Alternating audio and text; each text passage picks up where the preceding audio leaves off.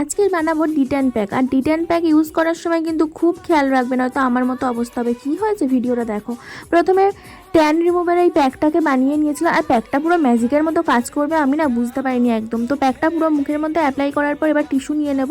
টিস্যুটাকে ভাঁজ করে করে পুরো মুখটাতে লাগিয়ে নেব, যাতে একটা মুখের সাইজের বেস হয়ে যায়।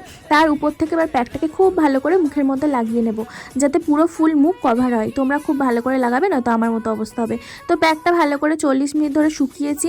পুরো ড্রাই হয়ে যাওয়ার পর প্যাকটাকে আমি রিমুভ করে দেখাচ্ছি। আর রিমুভ করার পর তো আমি তো পুরো অবাক, দারুণ কাজ করেছে, এত সুন্দর কাজ করবে তো আমি এটা ভাবতেই পারিনি। যখন মুখ থেকে এগুলোকে ক্লিন করছি তোমরা দেখতেই পাচ্ছ স্কিনটা কতটা গ্লোয়িং হয়ে গেছে।